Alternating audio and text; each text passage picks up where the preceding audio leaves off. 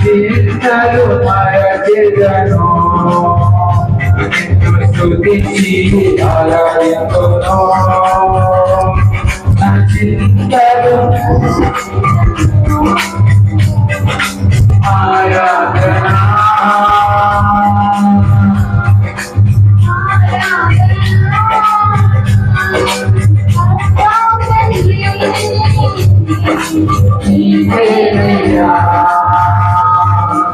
ఆరాధనా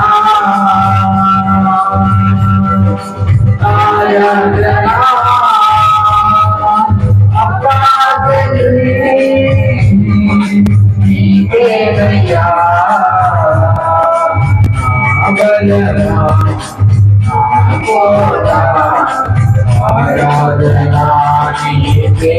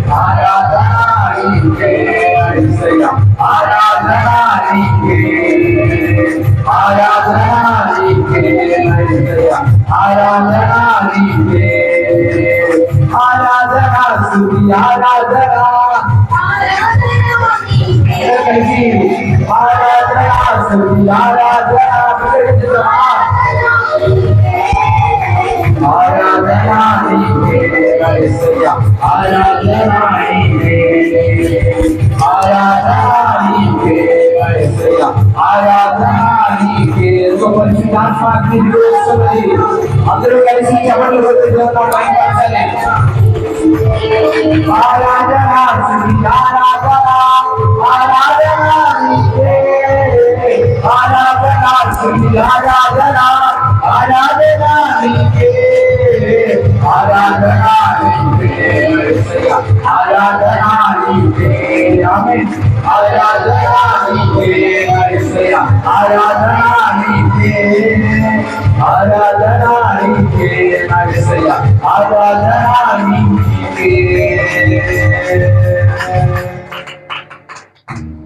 వ్యాధులను తొలగించినావు మృతులను మయ్యేపినావు వ్యాధులను తొలగించినావు మృతులను మయ్యేపినావు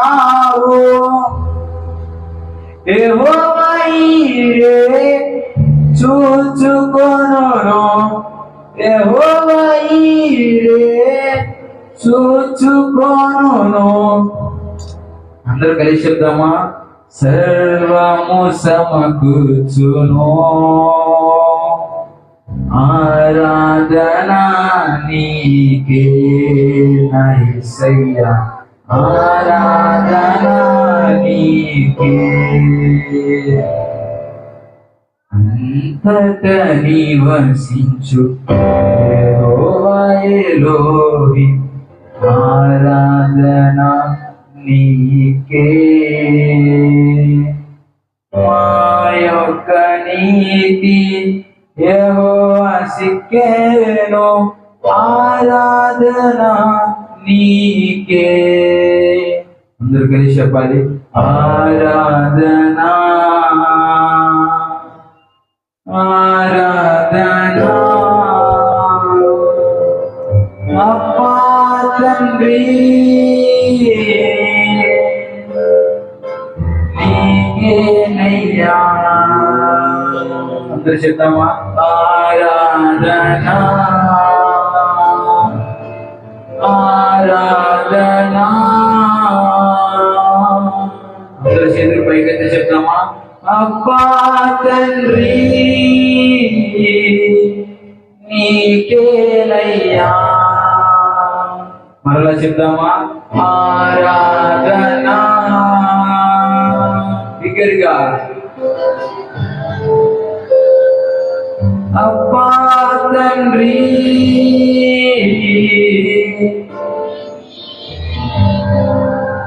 ఏక స్వరంతో చెప్దామా ఆరాధన ఆరాధన అబ్బా తండ్రి నీకేనయ్యా చివరిసారిగా ఆరాధన బిగ్గరగా చెప్పాలి ఆరాధన అబ్బా తండ్రి నీకేనయ్యా చప్పట్లు కొట్టి దేవుని నామమున ఇంకొద్దామా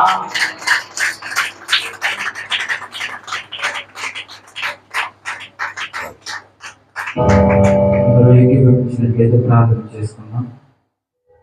మహాపరిశుద్ధుడా మీకు కృప కలిగిన మా తండ్రి జీవం కలిగిన దేవా మీకు వందనాలు ప్రభువా ఈ రీతిగా ఈ పునరుద్ధానపదిన మేమంతా కూడి నేను స్తుతించి నిన్ను ఆరాధించి నేను గణపరిచే భాగ్యాన్ని కలుగ చేసినందుకు వందనాలు ప్రభువా అయ్యా పాటల్లో మీరున్నారయ్యా చేసిన ఆరాధనలో మీరున్నారని నమ్ముచున్న ప్రభువా చేసిన ప్రార్థనలో మీరుండండి ఈ దేవజనుడు చెప్పుచుండగా నోటికి బూరగా ఉండి మీరు మాట్లాడండి ఈ దేవజనుడు ఏ మాట అయితే పలుకుతున్నాడో ఆ మాట నజరేయుడైన యేసు నామములో నెరవేర్చండి ప్రభువా ప్రతి విధమైన సేవకు ఆటంకకరమైన చీకటి శక్తులను నజరేయుడైన యేసు నామములకి ఇప్పుడే కొట్టివేయండి ప్రభువా ఎటువంటి కీడు ఆపదగా కలగకుండా మీరు ప్రోత్సహించండి మీ దేవజనుడు నిలబడి నీకు మధ్యన మా మధ్యన మాట్లాడుచుండగా మీకు నోటిగా బోరగా ఉండి మీరు మాట్లాడండి ప్రభువా మాకు ఏ మాట అయితే అవసరమై ఉన్నదో ఆ మాటని దైవజనుల ద్వారా పలికించండి విని విడిచిపెట్టగా మా హృదయాల్లో భద్రపరుచుకున్న హృదయాన్ని మాకు కలుగ చేయమని ఈ చిన్ని ప్రార్థన మేము పాదయాత్ర చేసుకోమని యేసు నామములో వేడుకుంటున్నాం amen. Praise the lord. Hallelujah. దేవుని నామానికి మహిమ కలుగును గాక. క్రీస్తునందు మికిలి ప్రియమైన వారలారా, ఈ సమయంలో పరిశుద్ధ గ్రంథంలో నుండి కొద్ది మాటలు మనం ధ్యానం చేసుకుందాం. దేవుని దయ వలన, దేవుని కృప వలన 2026వ సంవత్సరం ఈ జూలై మాసంలో కూడా ప్రభు బలను సమీపించడానికి దేవుడు మనకి ఎంతగానో సహాయం అనుగ్రహించి ఉన్నారు. దేవుని కృపను బట్టి దేవుని సన్నిధానంలో ఈ రీతిగా పని, దేవుని పరిచర్య విస్తరించడానికి దేవుడు ఎంతగానో సహాయం అనుగ్రహిస్తూ ఉన్నాడు. మరి ఒకే సమయంలో ఇంచుమించుగా ఇదే సమయంలో 10 గంటల నుండి 12 గంటల వరకు ముత్యాలలో మన పరిచర్యలో ఆరాధన జరుగుతూ ఉంటుంది. అలాగనే కొత్తపల్లిలో 11 గంటల నుండి 1 గంటన్నర వరకు ఆడ ఆరాధన జరుగుతూ ఉంటుంది. మరలా రాత్రికి ముత్యాలలో ఆరాధన. ఈరోజు ఒక కుటుంబ ప్రార్థన కూడిక ఉన్నది, ప్రార్థన చేయండి. మరి ఈ పరిచర్యలను దేవుడు విస్తరింపచేయనట్లుగా మీ అనుదిన ప్రార్థనలో జ్ఞాపకం చేసుకుంటారని మీకు తెలియచేస్తూ ఉన్నాం. సువిశేషంగా మరి దాదాపుగా వర్షాకాలం వచ్చి 1 నెల రోజులు అవుతున్నా పేరుకి కాలం వర్షాకాలం అని చెప్పుకోవటమే కానీ వర్షాలు మాత్రం లేవు.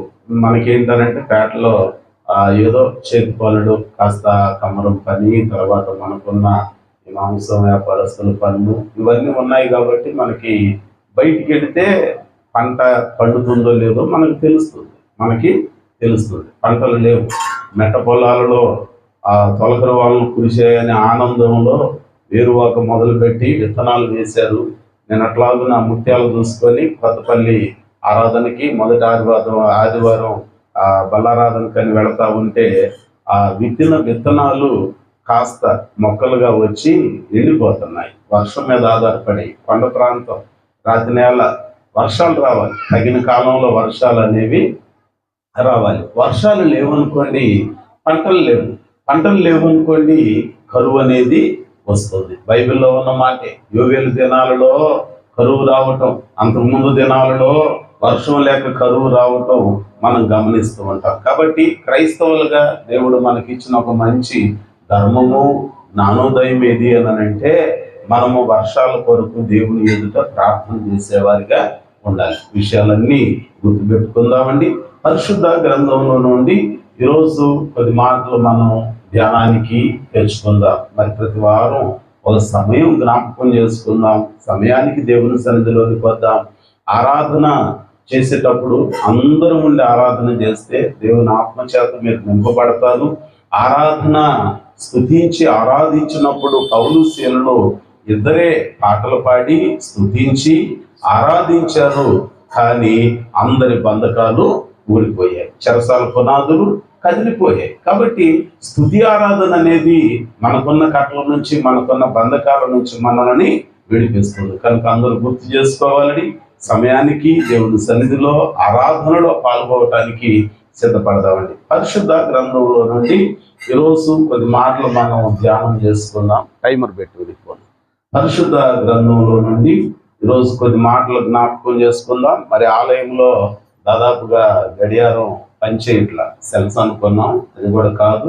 మరి పరిచర్య కొరకు ఎవరైనా ప్రేరేపించబడిన వారు ఉంటే దేవుని మందిరంలోనికి ఒక మంచి వాల్ క్లాక్, గోడ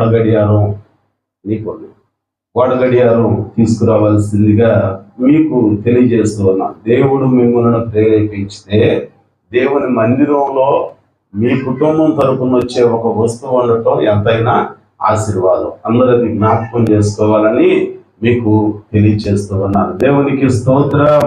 మంచిది. బైబిల్ గ్రంథంలో నుండి ఈరోజు ఒక మాట మీ ముందు ఉంచాలని ఆశిస్తున్నాను. చూడండి, లూకా సువార్త 13వ అధ్యాయము. లూకా సువార్త 13వ అధ్యాయము నేను చదువుతాను.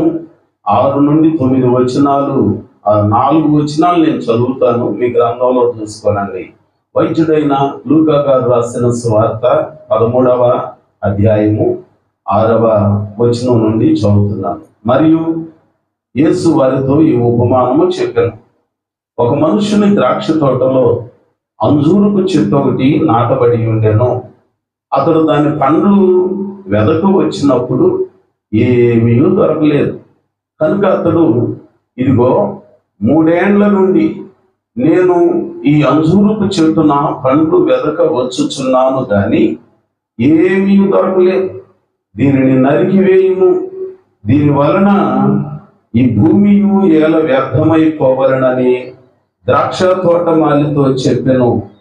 అయితే వాడు, అయ్యా, నేను దాని చుట్టూ త్రవ్వి ఎరువు వేయు మటుకు ఈ సంవత్సరము కూడా ఉండనిము, అది ఫలించిన సరి, లేని ఎడల నరికించి వేయమని అతనితో చెప్పాను. ప్రార్థన చేసుకుందా. పరిశుద్ధుడా, ప్రేమ నమ్మకం కలిగిన మా తండ్రి, జాలి కలిగిన మా ఉన్నతుడా, మీ వందనాలు చెల్లిస్తున్నా. ఈ పగటికాల సమయంలో మీ బిడ్డలమైన మేము మీ సన్నిధానంలోనికి చేరి మనసారా పరవశిస్తూ మిమ్మల్ని ఆరాధించే కృపనిచ్చారు. అమూల్యమైన మీ మాటలు మేము ధ్యానించుచుండగా, మీ మాటలు మేము ధ్యానించుచున్నప్పుడే రోగులను స్వస్థపరచండి, వ్యాధిగ్రస్తులను బాగు చేయండి, నెమ్మది లేని వారికి సమాధానం దయచేయండి, కలవరాలలో ఉన్న వారికి మీ ఆదరణ కలుగు చేయండి, మార్పు లేని వారికి మార్పునిచ్చి మారిన వారికి బాప్తీసానికి సిద్ధపాటు కలుగు చేయండి. మీ కృపలో ఉన్న వారిని స్థిరపరిచి బలపరచమని యేసు నామమున ప్రార్థన చేయించున్నాను తండ్రి. ఆమేన్. హల్లెలూయా, హల్లెలూయా. క్రీస్తునందు మికిలి ప్రియమైన వారులారా, మనం చదువుకున్న ఈ మాటలలో మనం కాస్త జ్ఞాపకానికి తెచ్చుకుంటే, యేసుక్రీస్తు ప్రభువారు మరావతారిగా ఈ లోకంలో ఉన్నప్పుడు తనతోనున్న జనులను చూచి ఆయన ఉపమానము లేకుండా వారికి ఏది బోధించలేదు అని వాక్యంలో చెప్తారు.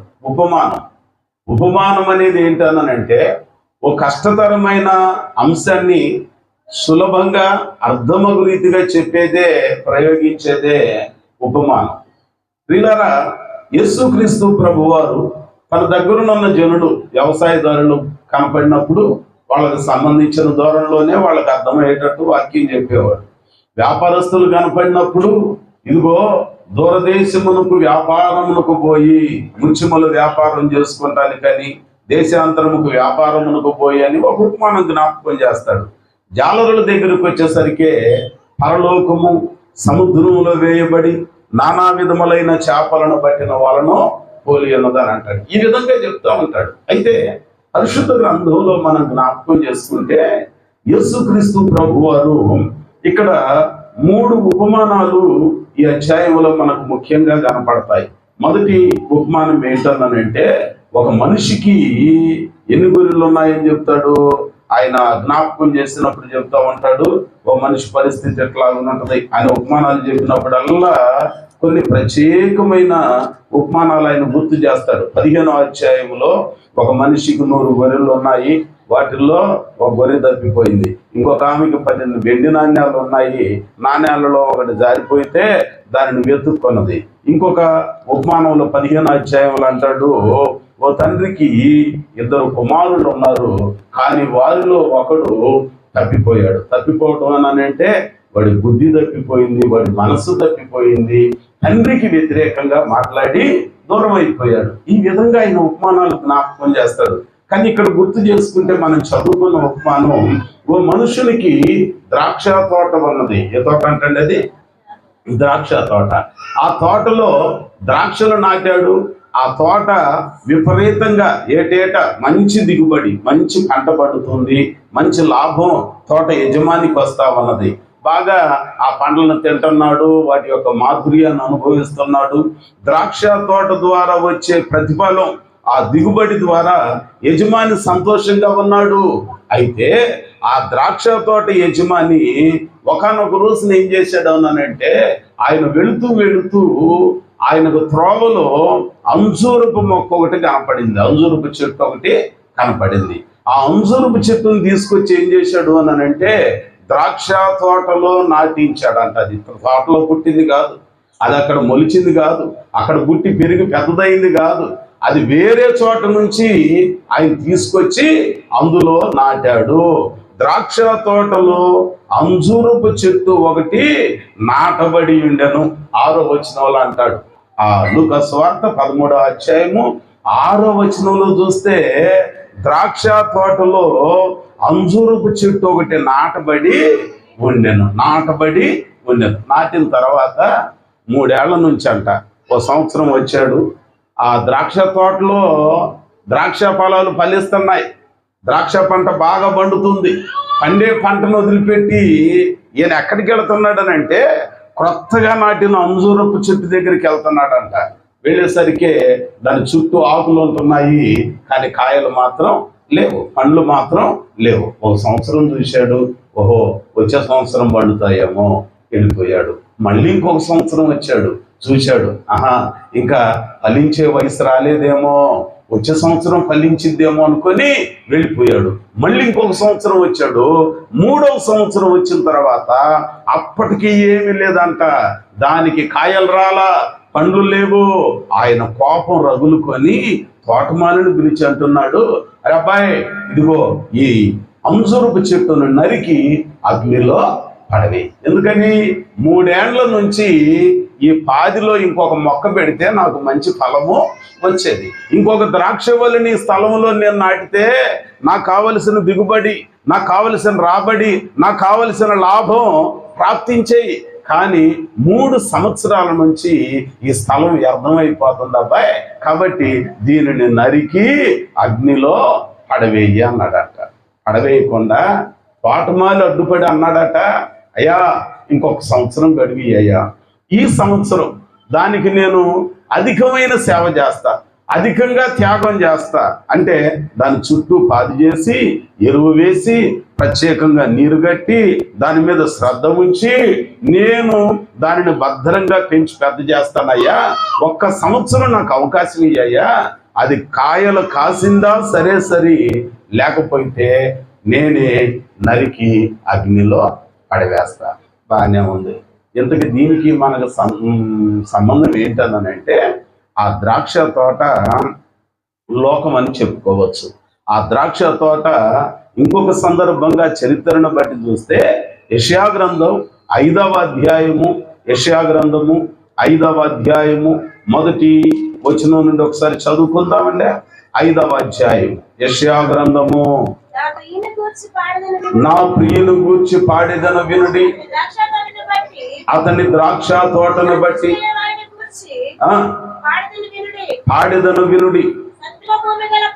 సత్తువ భూమి గల కొండ మీద ద్రాక్ష తోట ఉండెను, దానిని బాగుగా త్రవ్వి రాళ్లను ఏరి అందులో శ్రేష్టమైన ద్రాక్ష తీగలను నాటించెను. ఎవరిదంట ఈ ద్రాక్ష తోట? నా ప్రియుని గూర్చి పాడేదను వినుడి అంటే ప్రభు అయిన దేవుడు. నా ప్రియుడైన దేవునికి ఒక ద్రాక్ష తోట ఉన్నది. ఆ తోట ఎక్కడున్నది? సత్తువు గల భూమిలో నాటాడు. ఎక్కడున్నది? ఎత్తైన స్థలం మీద ఉన్నది, కొండ మీద ఉన్నది. అంటే 80వ కీర్తన 8వ చరణంలో అంటాడు, ఐగుప్తు నుండి నేను ఒక ద్రాక్షవల్లిని తీసుకువచ్చి శ్రేష్టమైన భూమిలో నేను దానిని నాటి తిని. ఉందా? 80వ కీర్తనేనా? 80వ కీర్తనలో అంటాడు కదా,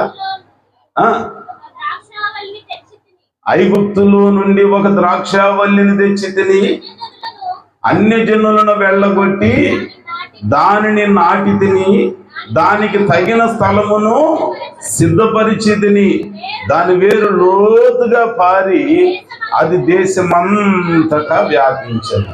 ఏంటిదా ద్రాక్ష తోట? ఆ ద్రాక్షవల్లి ఐగుప్తులో నుంచి తీసుకొచ్చి నాటాడట. ఆ ద్రాక్షవల్లి ఐగుప్తులో నుంచి తీసుకురావటం అనంటే మన పితరులై ఉన్న ఇశ్రాయేలీయులు ఐగుప్తు దాస్యంలో 430 ఏళ్ళు మగ్గిపోయారు. 430 ఏళ్ళు అయిపోయాక, 4 తరాలు అయిపోయాక 5వ తరంలో దేవుడు వారిని విడిపించాడు. విడిపించి వారిది గాని దేశానికి, వాగ్దాన దేశానికి, పాలు తేనెలు ప్రవహించే మెరక ప్రాంతం ఎత్తైన స్థలములో ఉన్న ఆ యెరూషలేములో, పాలస్తీనాలో దేవుడు వాళ్ళని స్థిరపరిచాడు. అది వాళ్ళది కాదు, కానీ దేవుడు తీసుకొచ్చి వాళ్ళని అక్కడ స్థిరపరిచాడు. అక్కడ ఉన్న రాళ్ళనన్నిటిని ఏరేశాడు. ఎదోమీయులు, యెబూసీయులు, మోయాబీలు, శాపగ్రస్తమైన 7 జాతులనే 7 రాళ్ళన్నీ ఏరేసి వాళ్ళ కోసం అని చెప్పి ఆ దేశాన్ని వారికి ప్రత్యేకంగా ఇచ్చాడు. ఇప్పుడు ఆ ద్రాక్ష తోట ఇజ్రాయేలీయులకు గుర్తు, ద్రాక్ష తోట అబ్రహాం సంతతి నిబంధన జనులకు గుర్తు. అయితే ఇప్పుడు ఆ ద్రాక్ష తోట ఆత్మ సంబంధంగా సంఘానికి గుర్తుగా ఉన్నది. దేనికి గుర్తు అండి? ఇక్కడ మారు మనసు పొంది బాప్తిస్మం పొందిన వాళ్ళందరూ ఒక ద్రాక్షవల్లి. ఈ ద్రాక్ష తీగలన్నీ ఎక్కడ ఉంటాయి? ఆదివారం వస్తే చెప్పండి, ఎక్కడ ఉంటాయి? ఒక చోట కూడుకుంటాయి. అంటే ఈ సంఘమే ద్రాక్ష తోట. ఈ ద్రాక్ష తోటలో మారు మనసు పొందిన వాళ్ళు ద్రాక్షవల్లులు చాలా మంది ఉన్నారు. వాక్యాన్ని విని దాని చొప్పున నడిచే వాళ్ళు ఉన్నారు, వాక్యాన్ని విని దాని చొప్పున ఫలించే వాళ్ళు ఉన్నారు. వాక్యానుసారంగా ఏటేటా దేవునికి మంచి దిగుబడిని, మంచి పేరును, ఖ్యాతిని తెచ్చే వాళ్ళు ఉన్నారు. కానీ ఇదే సంఘం అనే ద్రాక్ష తోటలో ఎక్కడో వీధులలో కనపడుతున్న అంజూరపు మొక్కలు కొన్నిటిని తీసుకొచ్చి ఇక్కడ నాటుతాడు. అంటే ఒకప్పుడు మారు మనసు లేక, బాప్తిస్మం లేక, వాళ్ళకి నచ్చినట్టు జీవితాలు జీవించే వాళ్ళు కొంతమంది ఉంటారే, వాళ్ళని దేవుడు ఆకర్షిస్తాడు. తన సేవకులు వాక్యం చెబుతుంటే వాక్యానికి ఆకర్షితులు అవుతారు. మారు మనసు బాప్తిస్మం ద్వారా ఎక్కడికి రాబడతారు? వాళ్ళు సంఘంలోనికి రాబడతారు. ఇది అక్కడ పుట్టింది కాదు, మనం స్వతహాగా క్రైస్తవులం కాదు, కానీ దేవుని కృపచేత నాటబడ్డాం. ఇది పెట్టింది కాదు, అక్కడ పుట్టింది కాదు, కానీ నాటబడ్డాం. మనం అందరం ద్రాక్ష తోటలో పుట్టిన వాళ్ళం కాదు, అనగా మారు మనసు పొంది నీతి కలిగిన వాళ్ళగా ఉన్న వాళ్ళం కాదు. మనం అందరం దేవునికి కోపాన్ని పుట్టించే, దేవునికి దూరంగా ఉన్న పరిస్థితులు, కానీ దేవుడు ప్రేమించి మనల్ని తీసుకొచ్చి సంఘం అనే ద్రాక్ష తోటలో మనల్ని నాటాడు. నాటిన తర్వాత ఆ నాటిన మొక్క నుంచి ఆయన ఏం ఆశిస్తున్నాడు అని అంటే మంచి ఫలాలని ఆశిస్తున్నాడు. మీకు ఎన్ని కొత్త బట్టలు ఉన్నా నిన్నగాక మొన్న కొనుక్కున్నదే కట్టుకోవటానికి ఇష్టపడతాం. అంతకన్నా మంచియే, అంతకన్నా యోగ్యమైనవి అంతకు ముందు ఉన్నాయి, ఖరీదైనవే, అయినా సరే కొత్త ఒక వెంత, పాత ఒక రోత కదండి. అట్లాగనే ఆ కొత్త దాని మీదనే ఉంటుంది మోజు కదండి. చాలా మంది జీవితాలు అంతే. కొంతమందికి ఎన్ని చెప్పినా కూడా ఎక్కనే ఎక్కవు. ఇక చివరికి ఏంటంటే వాళ్ళ జీవితం పతనానికి తప్ప దేనికి ఉండదు. బైబిల్ గ్రంథం జ్ఞాపకం చేసుకుంటే ఆ అంజూరపు చెట్టు దగ్గరికి తోటమాలిగా యేసయ్య ఉంటే తండ్రి అయిన దేవుడు అంజూరపు మొక్కను చూస్తా ఉన్నాడంట. ఒక సంవత్సరం వచ్చాడు. మన భాషలో చెప్పాలనంటే 2018లో నీకంటే నాకంటే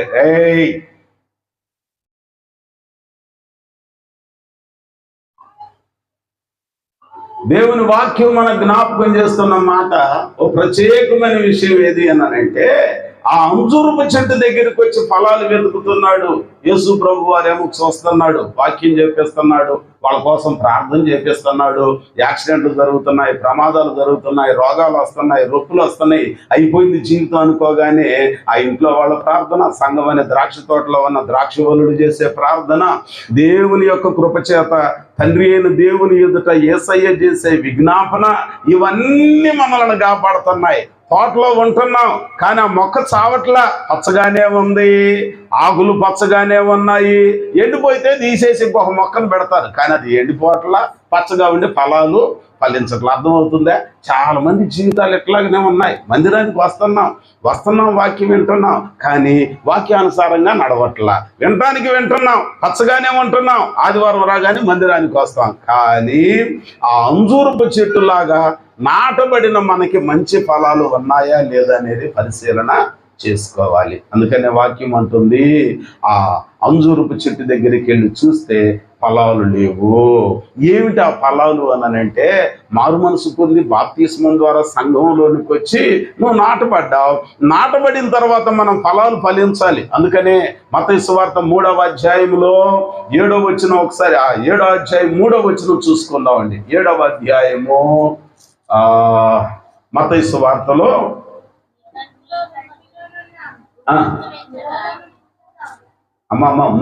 3వ అధ్యాయము 7వ వచనం, మారు మనసుకు తగిన ఫలములు, అంతేనా లేదా?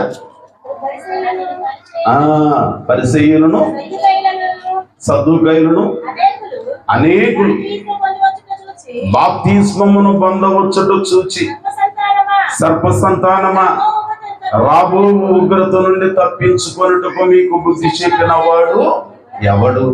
మారు మనసుకు తగిన ఫలము ఫలించండి. ఫలాలు కాదు, ఫలం. మారు మనసుకు తగిన ఫలం ఫలించండి. ఎవరు చెప్తున్నాడంట? బాప్తిస్మం పొందటానికి వచ్చిన వాళ్ళు. బాప్తిస్మం పొందటానికి వచ్చారు కానీ అచ్చగానే ఉన్నట్టు కనపడుతున్నారు, కానీ వాళ్ళ దగ్గర ఫలాలు లేవు. అందుకని వాళ్ళని చూసి అంటున్నాడంట, ఇదిగో మారు మనసుకు తగిన ఫలము ఫలించండి. ఫలించకపోతే ఏమైంది? అందులోనే అంటాడు 9వ వచనంలో అనుకుంటా కదా, ఇదిగో ఇప్పుడే గొడ్డలి చెట్ల వేరున వంచబడినది. ఫలించకపోతే ఏమైందంట? గొడ్డలతో దానిని నరికి వేస్తాడు. మరి మారు మనసు పొందాం, బాప్తిస్మం పొందాం, సంఘంలోనికి వచ్చాం, మారు మనసుకు తగిన ఫలాలు మనం ఫలిస్తున్నామా లేదా? సౌలు పౌలుగా మారాడు. దమస్కు మార్గంలో చరవేగంతో కంచరగాడిద పైన వెళుతున్నాడు. క్రైస్తవ సంఘాన్ని హింసించడానికి, హత్య చేయటానికి, బెదిరించడానికి ఆయనకు అదే ప్రాణాధారమైనట్టుగా భావించి వెళుతున్నాడంట. కానీ దేవుడు ఒక రోజున ఆయనను సంధించాడు. దమస్కు మార్గంలో ఆయనను సంధించేసరికే ఒక మెరుపు కనపడింది. ఆ మెరుపు దెబ్బకి హఠాత్తుగా వెలుగు ఎక్కువయ్యేసరికే కళ్ళు మూసి తెరిస్తే ఏం కనపట్ల, కింద పడిపోయాడు. తీరా చూస్తే అంత చీకటిమయంలాగా ఉన్నదంట. చీకటిమయం అయిపోయింది. కళ్ళు మూస్తే ఎంత చీకటిగా ఉండదో అట్లాగా ఉంటుంది. కళ్ళు తెరవటానికే తెరుస్తున్నాడు కానీ ఆయనకి ఏం అర్థం కావట్లా. అప్పుడు జరిగిన కార్యం ఏంటనంటే, ఆ కళ్ళు నలుపుకుంటుంటే ఒక స్వరం వినపడుతుంది, సౌలా సౌలా అనగానే అప్పుడు ఆయన అంటున్నాడంట, ప్రభువా నీవెవడివి అని అంటే, అయ్యా నీవు హింసించుచున్న యేసుని. అంటే యేసు ప్రభువుని ఈయన కనీసం ఒక దెబ్బ కొట్టల, మోమును ఉమ్మేయలా, కొరడాతో ఏ రోజు కొట్టల, దగ్గరుండి కొట్టించట్లా. కానీ యేసయ్య అనే మాట ఏంటి తెలుసా? నీవు హింసించుచున్న యేసుని. అంటే ఎవరిని హింసించాడు? ప్రార్థన చేసే క్రైస్తవ సంఘాన్ని ఆయన హింసించాడు. ప్రార్థన వాళ్ళని ఆయన చంపించాడు. 7 సంఘ పెద్దలలో ఒకరయ్యున్న స్తెఫనుని దగ్గరుండి రాళ్లతో కొట్టించి చంపించాడు అనంటే అది ఎవరికి చేసినట్లు? అందుకని ఆయన అంటాడు, మిక్కిలి అల్పులైన ఇదిగో ఈ చిన్నవారిలో ఒకరికి మీరు చేస్తే అది నాకు చేసినట్లే. నా సేవకులని మీరు చేర్చుకొని గిన్నెడు చన్నీళ్ళు ఇస్తే దాని ప్రతిఫలం మీరు పొందుకుంటారు. అంటే దేవుని పనికి, దేవుని సేవకులకు మనం ఏదైనా మేలు చేస్తే అది దేవునికి చేసినట్లు. ఒకవేళ ప్రార్థన వాళ్ళని హింసించి బాధ పెట్టి కీడు చేసామనుకోండి, అది ఎవరికి చేసినట్లంట? యేసయ్య చెప్పిన మాటేగా, నీవు హింసించుచున్న. మరి మనం ఏం చేస్తున్నాం? ఒకసారి మన జీవితాలని, మన మాటలను కూడా పరిశీలన చేసుకోవాలి. ఇదివరకు భయము భక్తి 2 ఉండేవి. ఈ మధ్య భక్తి ఉంది కానీ భయం అంటారు. నోరు తెరిస్తే వీళ్ళు ప్రార్థన చేసుకుంటారు కదా, గొప్పనాళ్ళని అంటే మరి దేవుణ్ణి అన్నట్టు కదా, దేవుడు ఊరుకోడు కదా అనే భయం అనేది లేదు. భక్తి మాత్రం కనపడుతుంది. ఎట్లాగునా దేవుని సన్నిధికి వస్తున్నాం, వెళుతున్నాం, ఆదివారం వస్తున్నాం, వెళుతున్నాం, కానీ క్రియలు మాత్రం ఉండట్లేదంట. యేసయ్య అంటున్నాడు, సౌలా నీవు హింసించుచున్న యేసుని అనగానే, బాబు తప్పైందయ్యా, నా బ్రతికేంటి, నా కథ ఏంటి, నా సంగతి ఏంటి అని అంటే అప్పుడు యేసయ్య అంటాడు, ఇదిగో తినను దానిపైన వీధిలోనికి వెళ్ళు, అననీయ అనే వానికి చెప్పా, ఆ ఇంటికి వెళితే ఆయన నీ కోసం ప్రార్థన చేస్తాడు. వెళ్ళిన తర్వాత 3 దినాలు నీళ్లు తీసుకోవాలా, రొట్టెలు పెట్టిన తినలా, అన్నపానాలు పుచ్చుకోకుండా 3 దినాలు అలాగూ నేను నలిగిపోయి ఉంటే చివరికి దేవుడు ఆయనను పౌలుగా మార్చాడు. 3 దినాల తర్వాత దైవజనుడు తన మీద చేతులుంచి ప్రార్థన చేస్తుంటే అతని కన్నులకున్న పొరలు రాలిపోయినాయి. ఇప్పుడు ఆ సౌలు పౌలయ్యాడు. మొత్తానికి సంఘం అనే తోటలో నాటబడ్డాడు. పౌలైన తర్వాత 1 తిమోతికి రాసిన ఉత్తరము 1వ అధ్యాయము 12వ వచనం ఒకసారి చదువుకుందామండి. తిమోతికి రాసిన 1వ పత్రిక 1వ అధ్యాయము 12వ వచనం చదువునానా? పూర్వము హింసకుడను, దోషకుడను, హానికరుడనయ్యున్న నన్ను తన పరిచర్యకు నియమించి నమ్మకమైన వానిగా ఎంచినందుకు నన్ను బలపరిచిన మన ప్రభు అయిన యేసు క్రీస్తుకు కృతజ్ఞుడనై ఉన్నాను. చూసారా, దేవుని వాక్యంలో చూస్తున్నాం. సౌలుగా ఉన్నప్పుడు ఎలాగుండేవాడు? హింసకుడు, దోషకుడు, మూడవది హానికరుడు. ఎవరికి? సంఘానికి. సంఘాన్ని హింసించాడనంటే ఎవరిని హింసించినట్టు? యేసుని హింసించినట్టు. కానీ ఆయన నాటపడ్డాడు.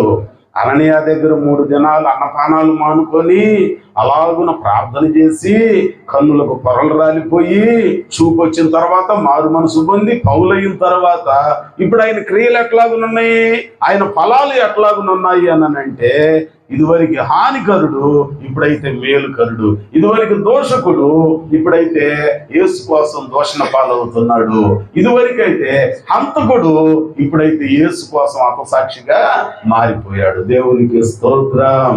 అందుకనే మారు మనసు పొందితే మారు మనసుకు తగిన ఫలాలు ఫలించాలి. మరి మనం కూడా మారు మనసు పొందాం, బాప్తిస్మం పొందాం, సంఘంలోనికి వస్తున్నాం, కానీ మన ఫలము దేవునికి నచ్చిందిగా ఉంటుందా లేదా? ఆ ఫలాలు ఎట్లా ఉంటాయో తెలుసండి. న్యాయాధిపతుల గ్రంథంలోనండి 9వ అధ్యాయం 11వ వచనం చూద్దాం. న్యాయాధిపతుల గ్రంథము 9వ అధ్యాయము 11వ వచనం. ఒక రోజట చెట్లన్నీ కలిసి అరణ్యంలో, ఇది అబీమెలెకును గురించిన చిన్న ఉపమానం అన్నమాట. అరణ్యంలో ఉన్న చెట్లన్నీ కలిసి ఒక మీటింగ్ చేసుకున్నాయట. హఠాత్తుగా అత్యవసర సమావేశం ఏర్పాటు చేసుకున్నాయి. ఏంటి సంగతి? ఎందుకు మనం అందరం ఎందుకు కూడుకోవాలని ఆ వనంలో ఉన్న చెట్లన్నీ ఒక చోట గ్యాదర్ అయ్యి ఏంటి విషయం ఏంటి అనంటే, ఏం లేదు, మనల్ని ఏలటానికి మనకు ఒక రాజు ఉంటే బాగుంటది అని అన్నారంట. మనకు రాజు ఎందుకురా బాబు? దేవుడు తగిన కాలంలో ఎండేస్తున్నాడు, వానేస్తున్నాడు, చలికాలం ఇస్తున్నాడు, కావలసినవన్నీ ఇస్తున్నాడు కదా. ఇక ఆయనే రాజులకు రాజు అయితే మనకు రాజు ఎందుకనంటే, కాదు, మనకు కూడా ఒక రాజు ఉండాలి, మనలో ఒకటి రాజు కావాలి అన్నారంట. సరే అని చెప్పి చెట్లన్నీ వచ్చి ఏం చేసినాయి అనంటే, ఆ కమిటీ వేసుకొని ఎవరిని పెట్టుకుంటే బాగుంటుంది మనకు నాయకునిగా అనుకొని ఎవరు చెప్పారంట, అయ్యా చెట్లన్నిటిలో శ్రేష్టమైనవి ఒలివ చెట్టు ఉంది కదా, ఒలివ చెట్టు దగ్గరికి వెళ్దాం పదండి, అదైతే మనకు రాజుగా ఉంటే బాగుంటది, ఆ రాజుగా ఉండమని అడుగుదాము అని అన్నాయంట. మొత్తానికి ఏకగ్రీవ ఎన్నిక చేసుకొని ఉందామని అన్ని కలిసి వచ్చినాయి అంట. 8వ వచనంలో 9వ అధ్యాయం న్యాయాధిపతుల గ్రంథం 8వ వచనంలో ఒలివ చెట్టు దగ్గరికి వచ్చి అడుగుతున్నాయి అంట. ఏంటి అందరూ కట్టుకొచ్చారు మిత్రమా, ఏంటి సంగతి అంటే, ఏం లేదయ్యా, మా మీద రాజుగా ఉండి నువ్వు ఏలటానికి, నువ్వు పెత్తనం చేయటానికి ఏకగ్రీవంగా నీ పేరు ఖరారు చేసుకున్నావు, నువ్వు వచ్చి మా మీద రాజుగా ఉండి ఏలు పరిపాలన చెయ్యనంటే, ఆహా ఏమి నా భాగ్యం, రాక ఒక మంచి అవకాశం వచ్చింది అని అనుకోలేదంట. ఏమన్నదో తెలుసా చెట్టు? ఇదిగో నేను దేవుని దయ వలన ఈ స్థితిలో ఉన్నాను, దేవుని మానవులను దేని ద్వారా సన్మానించుదురో ఆ నా తైలమును నేను ఇయ్యక చెట్ల మీద రాజునయ్యుండి ఇటు అటు తిరుగుటకు నేను వచ్చేదనా, నేను రానే. ఒక మంచి అవకాశం తాగుతారండి.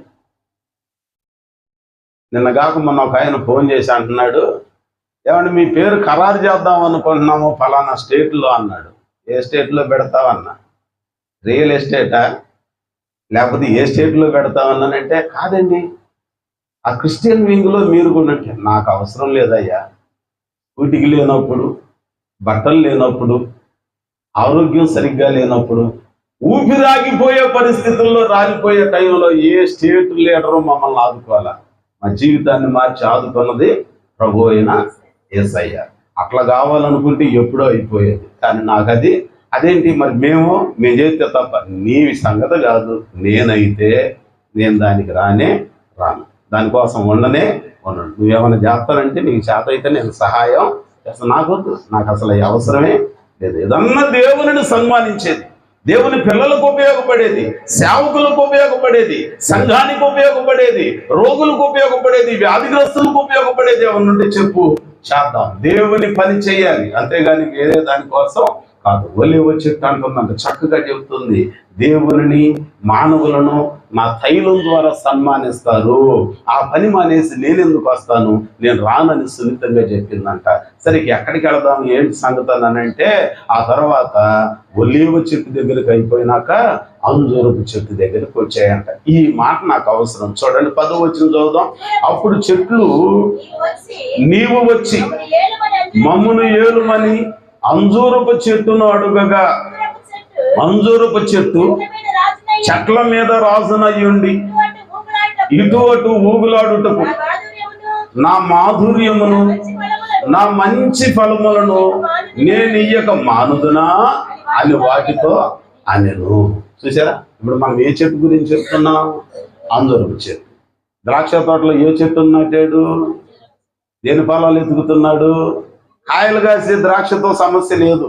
నాటబడి కాయలు కాయకుండా ఉన్నావే, మారు మనసు పొంది బాప్తిస్మం పొంది సంఘంలోనికి వచ్చే ఫలాలు ఫలించకుండా ఉన్నావే, మాధుర్యం చూపించకుండా ఉన్నావే, కఠినంగా ఉన్నావే, మోసం చేస్తున్నావే, దేవుని ఎదుట కనపడని చేష్టలు చేస్తున్నావే, అలాంటి పరిస్థితులను దేవుడు ఏం చేస్తాడటండి? చూస్తా ఉన్నాడు అంట. అందరూ వచ్చేసి అదిగో నా మాధుర్యమైన ఫలములను నేను ఇయ్యక మాని మీ మీద రాజును యోగటానికి రాను. అంటే ఇప్పుడు మనం నాటబడిన అంజూరపు చెట్టుని మనం మంచి ఫలం ఫలించడం అనంటే మాధుర్యాన్ని పంచాలి. ఏం పంచాలండి? మన ఒక ఆయన వాక్యం చెప్పమంటే రంపం తీసుకొని, అది కూడా పదునైన రంపం అయితే నొప్పి అంత తెలియదు, బాగా ముద్దుబరిన రంపం తీసుకొని పోతున్నాడంట.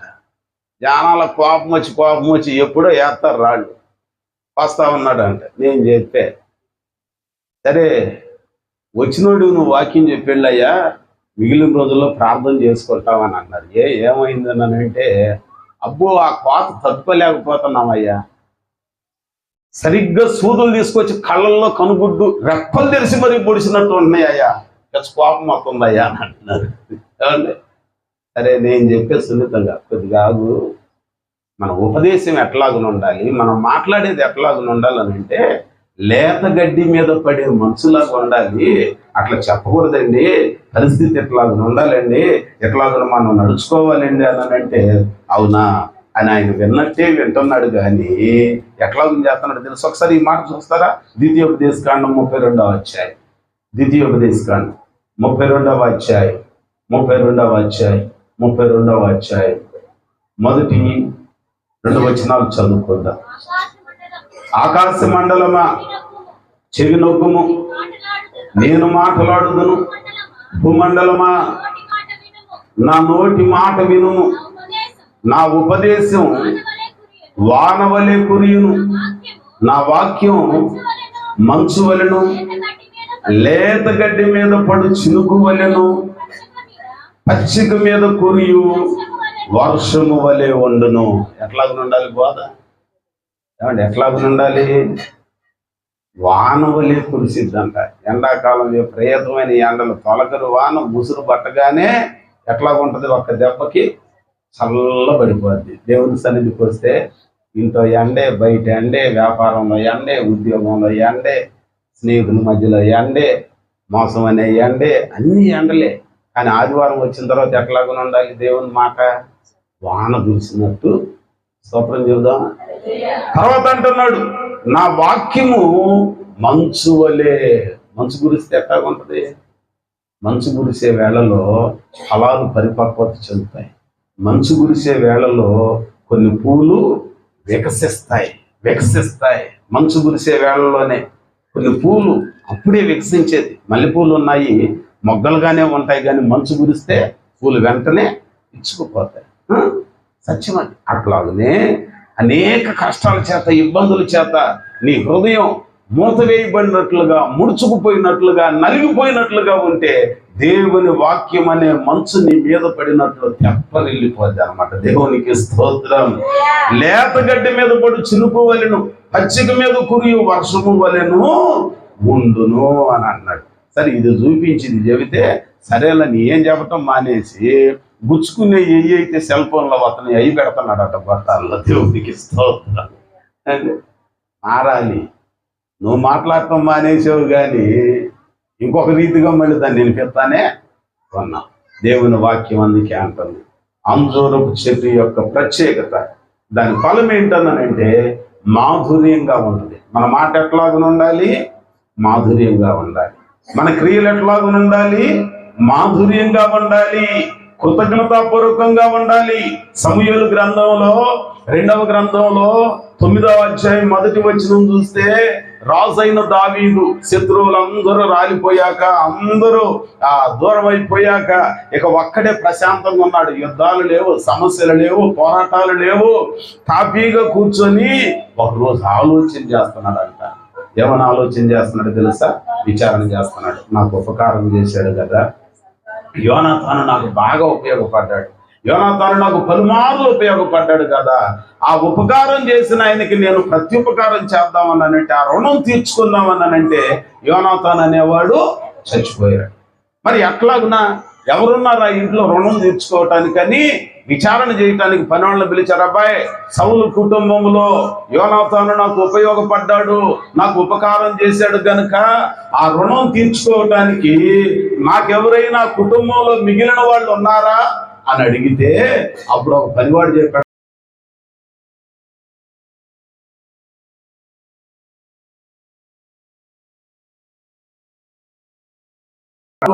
కుమారుడును అయ్యున్న మెఫీబోషెత్ అనేవాడు ఒకడు ఉన్నాడు. అతను 2 కాళ్ళు పనిచేయవయ్యా, అవిటివాడయ్యా. ఎక్కడున్నాడు అనంటే, పాలేరింట్లో, పాలేరు పంచనీడలో వాడు బడేసి ఎంగిలి మెతుకుని తింటున్నాడు. అదేంటి, రాజ కుటుంబం కదా, తనకి చాలా ఆస్తిపాస్తులు ఉన్నాయి కదా, వారసుడు అక్కడే మిగిలాడు కదా అని అంటే, అన్ని ఎవరికి వాళ్ళు ఆక్రమించుకున్నారయ్యా. బలహీనుడయ్యాడయ్యా, బలహీనుడైపోయాడు కదా, అందరూ ఆక్రమించుకున్నారయ్యా అనంటే, అప్పుడు దావీదు అంటున్నాడంట, అతనిని పిలిపించండి.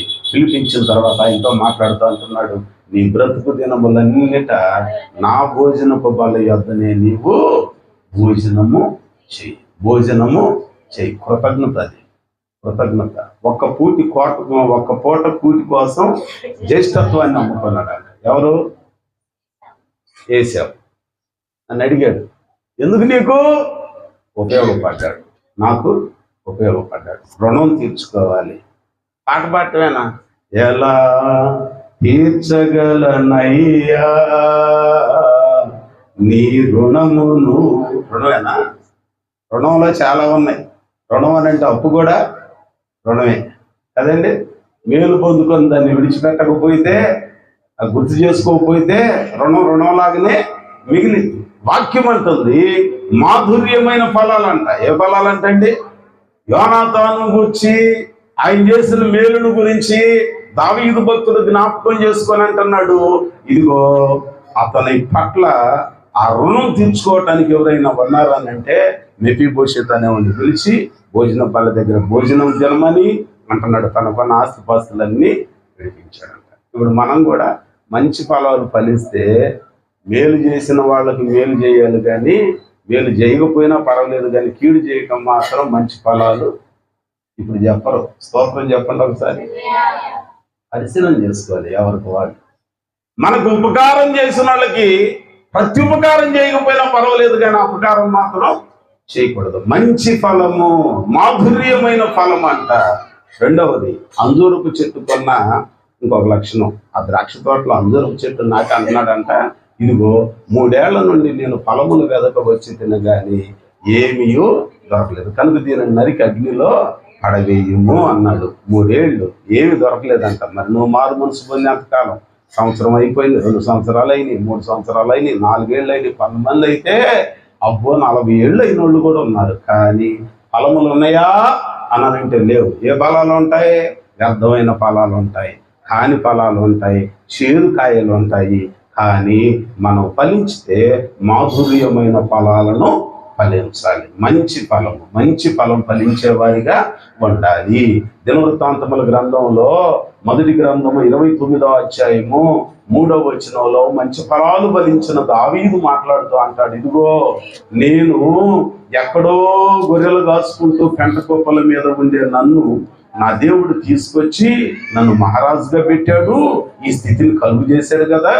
ఈ స్థితిని ఇచ్చిన ఆ దేవుడేమో గుడ్డతో చేయబడిన గుడారములో నివాసం చేస్తున్నాడు, నేనేమో పట్టు తివాచీలలో నివాసము, రాజనగరులో నివాసము చేస్తున్నా. కాబట్టి ఇప్పుడు మంచి ఫలం ఏంటి ఆయనలో ఉన్నదని అంటే, నా దేవుని మందిరం మీద నాకు మక్కువ ఉండుట చేత. ఏముందంటే ఆయనకి మందిరం మీద మక్కువ అని అంటే కోరిక, ఇష్టం, అభిలాష, వాంఛ. ఏంటయ్యా నీ కోరిక అనంటే నా దేవుని మందిరం కట్టాలి. మందిరానికి ఏం కావాలి? కొంతమంది ఉట్టి మాటలు చెబుతారు. అబ్బో తెల్లారితే అమ్మకు గుడి చేద్దామన్నారంట అన్నదమ్ముడు. తెల్లారిన తర్వాత అక్కడ కనపట్ల. అరే తమ్ముడా, రాత్రి అన్నావుగా కాస్త కొండకి ఎక్కి ఆ కర్రలో కావలసిన కలప వాసాలు గుర్తుకొచ్చి అమ్మకు గుడి చేద్దాంరా, నాయన కూడా లేడు కదరా, రే వెళ్దామా అని అన్నాడు. అన్నయ్య వెళ్దాం అనుకున్నా కానీ మీ మరదలో నాన్న తెచ్చాడంట. అన్నయ్య నేను వెళ్తున్నా ఏమనుకోవద్దు అన్నాడు. మరి వీళ్ళు తెచ్చి ఊరుకుంటారా? అవతల తెస్తే బాగుంటుంది కానీ. సరే రెండో వాడిని అడిగాడంట, రే వెళ్దామని అంటే వెళ్దామనే ఉంది కానీ అన్నయ్య మీ మరదల వాళ్ళ అన్నయ్య బాగుండలేదని అంటే అటు వెళ్ళి వస్తామన్నయ్య అన్నాడు. చివరికి అట్నే కాలయాపన అయింది కానీ అమ్మ గుడి చేసినోడు ఒక్కడు అట్టగనే వీధి పాలు అయిపోయిందంట. జాగ్రత్త, మాటలు కాదు. అందుకని ఒక ఆయన అంటాడు, దేశం అంటే మట్టి కాదు, ఈ దేశం అంటే ఉట్టి మాటలు కట్టి పెట్టబోయి గట్టి మేలు. ఇప్పుడు కొంతమందికి పూనకం వచ్చింది. మాటలు కానీ ఏమైనా కానీ ఎన్నిసార్లు చెప్పించుకుంటాం అయ్యగారితో. ఆయన కన్నా ఉండాలి, మనకన్నా ఉండాలి. ఇక రేపు ఆదివారం నుంచి మనం ఖచ్చితంగా ఎట్టుందాం, రేపటి నుంచే మనం ఎట్ట నడుద్దాం, ఈసారి VBSకి ఎట్టుందాం, సభలకి ఎట్టుందాం, సెమీ క్రిస్మస్కి ఎట్టుందాం. అంతే, పత్తా లేకుండా మాయమైపోతాం. ఏసు రక్తమే చేయి. అలా మాధుర్యమైన ఫలాలు కావాలంట. వాక్యంలో మనం చూస్తే దావీదు భక్తుడు అన్నాడు, నా దేవుని మందిరం మీద నాకున్న మక్కువ చేత వాళ్ళేమిస్తారు వీళ్ళేమిస్తారు వాళ్ళు ఏమన్నా ఇస్తే నేను ఇస్తాను అంటలేదంట. నా సొంతదైన వెండి నిన్ను మణుగులు, బంగారాన్ని నిన్ను మణుగులు నేను ఇస్తాను. మరి మీరేంటి అని అన్నారు. ఎంత గొప్ప సమర్పణ!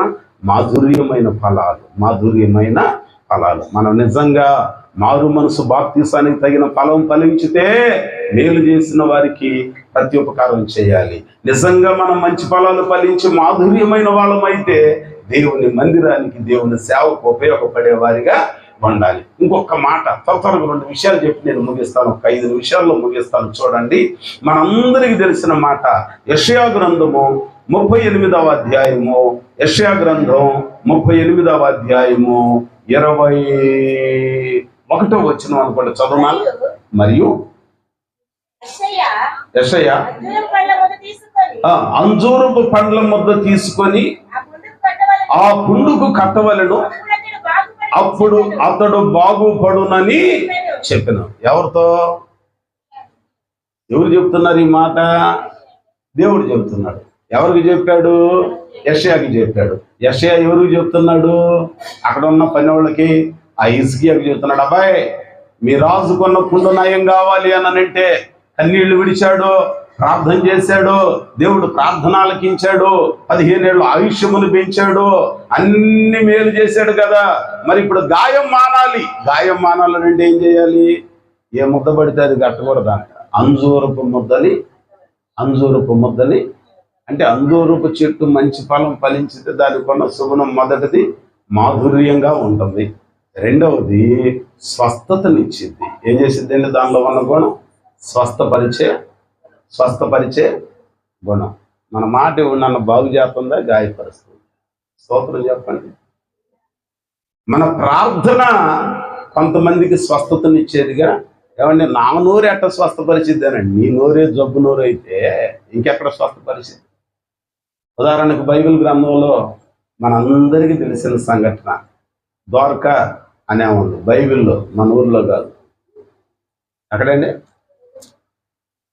బైబిల్లో అపోస్తలుల కార్యాల గ్రంథంలో మీ అందరూ తెలుసు కదా. ఆమె చేసే పని ఏంటి? అల్లకం, ఊళ్ళతో అల్లకం అల్లేది. మన భాషలో చెప్పుకోవాలనంటే స్వెటర్లు. ఇప్పుడు ఎవరు అల్లుతున్నారు? అంత మిషనేగా. ఇదివరకు కుట్టేవాళ్ళు, ఇప్పుడు ఎవరు మిషన్ మీదకి ఎక్కిస్తే ఏ డిజైన్ కావాలంటే ఆ డిజైన్ జమ్మును బమ్మును వచ్చేస్తుంది. ఇదివరకు ఇట్లా కష్టం ఏముంది చెప్పండి? మొత్తానికి అండి, ఈ అపోస్తలుల కార్యాల గ్రంథంలో యొప్పేలో తబితా అనే ఒక శిష్యురాలు, ఆ రోజుల్లో బాప్తిస్మం పొందిన వాళ్ళు, ఇప్పుడు బాప్తిస్మం పొందితే వాళ్ళు ప్రార్థన వాళ్ళు ఏంటి అని అంటారు, వాళ్ళు విశ్వాసులు ఏంటి అని అంటారు, వాళ్ళు క్రైస్తవులు ఏంటి అని అంటారు. కానీ ఆ రోజుల్లో శిష్యుడు శిష్యురాలు అంటున్నారంట. ఇక్కడ అంటున్నాడు, యొప్పే అనే పట్టణంలో తబితాను ఒక శిష్యురాలు ఉండేది. ఆమెకి ఇంకొక పేరేంటో తెలుసా? ద్వారకా అని పేరు అంట. మొత్తానికి ద్వారకా అని అంటే లేడీ అని జ్ఞాపకం చేస్తాడు. జింక ఆ లేడికి లేచిందే పరుగు అన్నట్టుగా ఈమె సత్క్రియలు ధర్మకార్యములు చేయటంలో బహు చురుగ్గా ఉండేదంట. ఆ చేతి అల్లకంతో వచ్చిన డబ్బులతో విధవరాండ్రుల్ని దిక్కులేని వాళ్ళని ఆదుకుంటుంది, ఉపయోగపడుతుందంట. మరి ఈమె ద్వారా ఇంత మేలు పొందుకున్నారు కదా సంఘంలో వాళ్ళు. ఆమెకి జబ్బు చేసి మంచంలో ఉంటే ఎవరన్నా ఒక రోజు ప్రార్థన చేసినట్టు 3 రోజులు ఉపవాస కోటాలు పెట్టుకొని ప్రార్థన చేసినట్టు ఉంది అక్కడ వాక్యంలో ఉంటే నాకు చెప్పండి, వచ్చే ఆదివారం చూద్దామండి. కనపడదు. వాళ్ళు పెడితే తీసుకుంది, కానీ వాళ్ళ ఆపదలలో ఆమెకు కష్టం వచ్చినప్పుడు, ఆమె కాయలా పడినప్పుడు, ఆ 9వ అధ్యాయం 37వ వచనంలో అంటాడు, ఆ దినముల యందు ఆమె కాయలా పడి చనిపోయింది. ఆ జబ్బును పడినప్పుడు ఆమె కోసం ఎవరన్నా ప్రార్థన చేశారంటే ఎవరు చేయలేదంట. కానీ చనిపోయిన తర్వాత శవాన్ని గడిగి అతన్ని సమాధి తీసుకెళ్దామన్నానంటే మీలాంటి వాళ్ళు తెలియగలిగిన వాళ్ళు అన్నారంట, ఇదిగో ఇదివరకంటే మనం మారు మనసు బాప్తిసం లేదబ్బాయి, ఇప్పుడు మనకు ఒక ఉపదేశం ఉంది, మనకు దైవజనులు ఉన్నారు, పేతురు గారు మనకి చక్కగా యేసును గురించిన పునరుద్ధానపు నిరీక్షణ వార్తను పంచిస్తున్నాడు కదా, ముందు అయ్యగారికి చెప్పండి అని అన్నారంట. నిజమే కదా, ఆయన రావాలి కదని ఆ శవాన్ని కడిగి మేడగదిలో పెట్టి ఆయన కబురు చేస్తే ఆయన వచ్చాడంట. ఇదిగో బాగోలేనప్పుడు ప్రార్థన చేయకుండా దూరం అయ్యి చచ్చిన తర్వాత వచ్చి ఏడ్చే వాళ్ళందరినీ బయటికి పంపించి పేతురు ఒక్కడు గదిలోనికి వెళ్ళి 40వ వచనం, పేతురు అందరిని వెలుపలికి పంపి మోకాళ్ళుని ప్రార్థన చేసి శవము వైపు తిరిగి కవిత లెమ్ము అనగా ఆమె కన్నులు తెరిచి పేతురును చూచి లేచి కూర్చుంది. చూసారా, ఆయన ప్రార్థనతో ఒక ఆమె బ్రతికిందే లేదా? అప్పుడే బ్రతికిందే లేదా? మరి మీ అందరూ నాతో కలిసి ప్రార్థన చేశారు, నేను మీ అందరితో కలిసి ప్రార్థన చేశా. ఇదే మందిరంలో ఎంతమంది దయ్యాలు పోయి బాగుపడ్డారు, దేవునికి స్తోత్రం. ఎంతమంది ఏకాంగులు సంసారులు అయ్యారు, ఎంతమంది బిడ్డలు లేని వాళ్ళు బిడ్డలతో దీవించబడ్డారు, ఎంతమంది శ్రమలలో ఉన్నోళ్ళు సమస్యల నుంచి విడుదల పొందారు.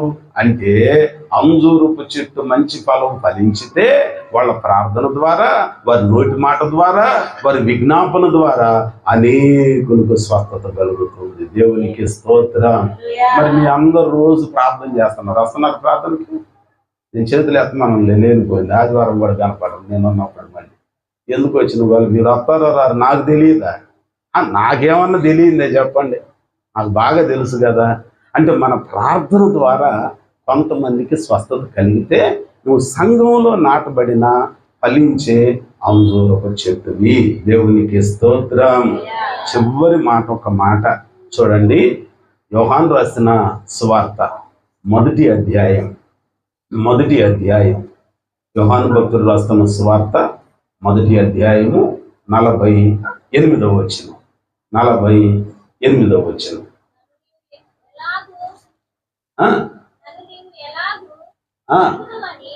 నన్ను నీవు ఎలాగూ ఎరుగుదువని నతనయేలు యేసయ్యను అడుగగా యేసు పిలుపు నిన్ను పిలువక మునిపే ఎక్కడేంటండి, నీవు అంజూరపు చెట్టు క్రింద ఉన్నప్పుడే నేను నిన్ను సూచితిని. చాలు ఎక్కడున్నాడంట? నతనయేలు అని ఆయన, ఆత్మలో కపటం లేనివాడు. ఎక్కడ కూర్చున్నాడు? దేవుని గూర్చి ఒక ఆశ కలిగినోడు ఎక్కడ కూర్చున్నాడు? అంజూరపు చెట్టు. ఇప్పుడు అంజూరపు చెట్టు అంటే ఎవరు? ఆశ్రయం ఇచ్చిందిగా. చెప్పరేంటండి? ఆశ్రయం ఇచ్చిందే, నేడిచ్చిందే, పలదాచుకోవటానికి చోటు ఇచ్చిందే. ఇప్పుడు మరి మనం అంజూరపు చెట్టు, ఫలభరితమైన అంజూరపు చెట్టు అయితే కొట్టుమిట్టాడుతున్న వాళ్ళకి మనం ఏం కావాలి? ఆశ్రయం లాగా ఉండాలి. స్తోత్రం చెప్పండి. ఇంకొక ఆమె ఉంది, వేరే నారీమణి. ఎవరామా? దెబోరా. ఏ చెట్టు కింద కూర్చుంది? సరళ వృక్షం కింద కూర్చుంది. ఇంకొక ఆయన ఉన్నాడు, వీరాది వీరుడు ఏలియా గారు. ఏ చెట్టు కింద కూర్చున్నాడు? బదరీ వృక్షం, కదరీపు చెట్టు కింద కూర్చున్నాడు అంట. ఆయన ఎందుకు కూర్చున్నాడు? యెజబేలమ్మతోనే తెప్పలు. ఎక్కడికి వెళ్ళిపోయాడు? కదరీపు చెట్టు కింద కూర్చున్నాడు అంట. దావీదు అరణ్యంలో సితారా పట్టుకొని దేవుని స్తుతిస్తున్నాడు. దెబోరా సరళ వృక్షం క్రింద కూర్చొని అవి ఏం చేస్తుందని అంటే తన ప్రజలకు తల్లిలాగా విచారణ చేస్తుందంట. ఇక్కడ చూస్తే నతనీయులు ఆత్మలో కపటం లేనివాడే, కానీ కపటం లేని ఆయన అంజూరపు చెట్టును ఆశ్రయం చేసుకొని కూర్చుంటే యేసయ్య ఆయన కన్నులతో చూచి నతనీయులను గురించి ఒక మంచి సాక్ష్యం ఇస్తున్నాడు. ఇశ్రాయేలీయులలో కూడా ఎలాంటి వాడు లేడు. కాబట్టి అంజూరపు చెట్టు ఫలభరితమైతే, మంచి ఫలాలు ఫలించేదైతే మాధుర్యమైన ఫలాలని ఇచ్చింది. మన మాట, మన ప్రార్థన ఉపకారం చేసిన వాళ్ళకి ప్రతి ఉపకారం చేయాలి. రెండవది, అంజూరపు చెట్టు స్వస్థతనిచ్చేది. మన మాటలు, మన ప్రార్థన ఇతరులకు మేలు కలిగేవిగా ఉండాలి. మూడవది, అంజూరపు చెట్టు ఆశ్రయముగా ఉన్నది. మరి ఈరోజు మన జీవితాలు ఎట్లా ఉంటున్నాయి? 3 లక్షణాలు మనలో ఉన్నాయా?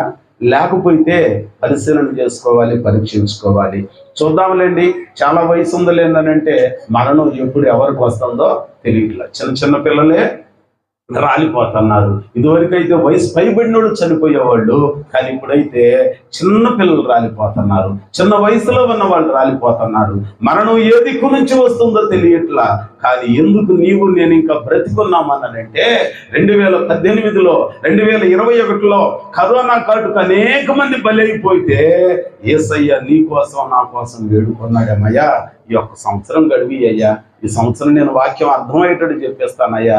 ఎలైజా గారు దడ చెప్తామంటాడు, ఆయన కొద్దిగా నేనే చెప్పి మెల్లగా అర్థమయ్యేటట్టు చెప్పిస్తానయ్యా, ఎరువేస్తానయ్యా, ప్రార్థన చేపిస్తానయ్యా, అర్థమయ్యేటట్టు చెప్పించినా కూడా తృణీకరించితే నీ దాకా వద్దు, నేనే నరికి అగ్నిలో పడవేస్తాను. మరి మీ జీవితాలు ఎట్లాగున్నాయి? వాక్యం వింటున్నాం, వాటి చొప్పున మనం నడిస్తే మంచి ఫలాలు ఫలించినట్టు, నడవకపోతే నువ్వు అంజూరపు చెట్టువే, ఆకులు ఉంటున్నాయి కానీ ఫలాలు మాత్రం నీ దగ్గర ఉంటున్నా. దేవుని దగ్గరికి వస్తున్నావు, ఆరాధనకు వస్తున్నావు, దేవుని స్తుతిస్తున్నావు, ఆరాధిస్తున్నావు, వాక్యం వింటున్నావు, వెళుతున్నావు, ఇవన్నీ పచ్చని ఆకులు. కానీ ఆ ఆకుల వెనక మంచి ఫలాలు ఉండాలి, మాధుర్యమైన ఫలాలు, కృతజ్ఞత కలిగి ఉండాలి. రెండవది, అనేక మందికి నీ ప్రార్థన ద్వారా స్వస్థత కలగాలి. మూడవది, అనేక మందికి నీవు మంచి మాటలు చెప్పి ఆశ్రయముగా దేవుని దగ్గరికి నడిపించేవానిగా ఉండాలి. మరి పగటి కాల సమయంలో ఒకవేళ ఇంకా మనలో ఈ 3 లక్షణాలు ఏదైనా లోపించితే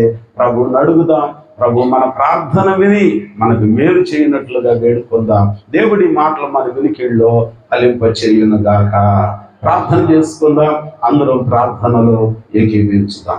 దేవాది దేవుని దగ్గరికి చేరండి. నీవు నేను హృదయపూర్వకంగా, అయ్యా మా జీవితం ఇలా ఉన్నదయ్యా, 3 బారిపోయిన బ్రతుకులయ్యా, రాలిపోవలసిన మా జీవితాన్ని మేలుకై జ్ఞాపకం చేసుకుందాం. మీ కృప చూపున ఈ స్థితిలో ఉంచాం. ఈ పగటి కాల సమయంలో శ్రేష్టమైన మీ మాటలు ఆలకించిన మా జీవితాలకి